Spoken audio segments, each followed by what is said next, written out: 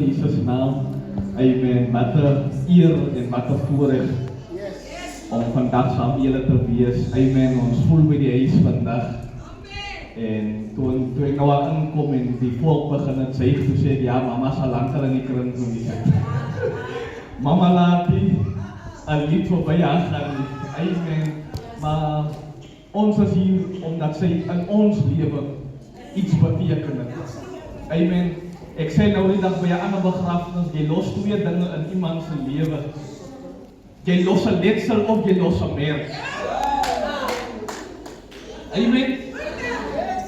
Dan hoor jy mense sê, ek sal eens na die begrafenis toe gaan. Van die persoon het nie 'n merk gelos nie, maar 'n letsel. Maar ek is vandag hier omdat ma 'n merk gelos het. Amen. Sy het 'n merk gelos.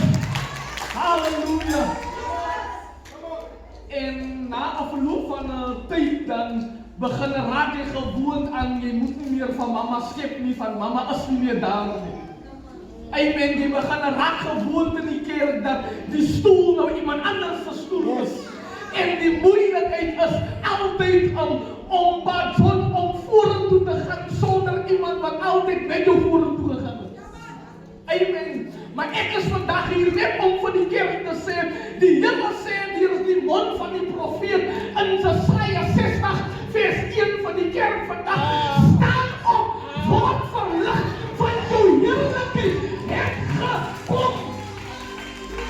Nou die vyand het altyd 'n manier om mense te maak, te laat sit en te hou. Maar vandag is ek hier om vir die kerk te sê, dat sy op jou af te skip, dat sy nog op te staan, van jou heerlikheid het gekom, die heerlikheid van God voor die kerk. Halleluja. Dis my taak vandag, om net vir die kerk te sê, skit jou af. Ja, dis daar waar jy maar gaan mis. Ja, dis daar waar trane gaan loop, wat by die sit jou net reg. Dan sê jy groter as hy wat in my is. As jy nie kan wat nou op my is. Halleluja. En ek wil klaar maak met Romeine 8, vers 18. Hy sê van ek weet en ek reken die lyding wat jy nou deurmaak. Ja, daar is 'n lyding wat jy deurmaak. Maar die vyand kan sê jy gaan hier deurkom nie.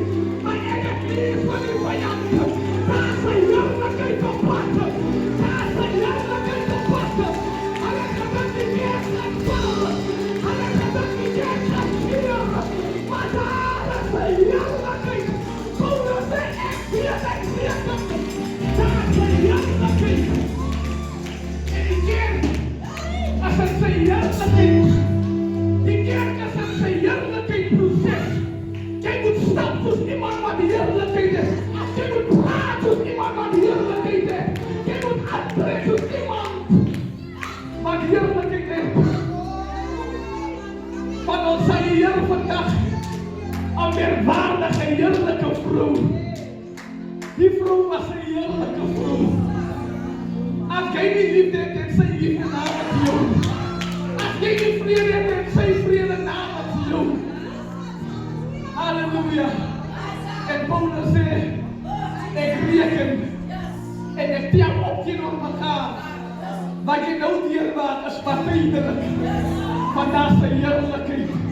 As hy hier uitgaan, dan sê hy, Here, al wat ek soek is net 'n bietjie van die heerlikheid van God hier.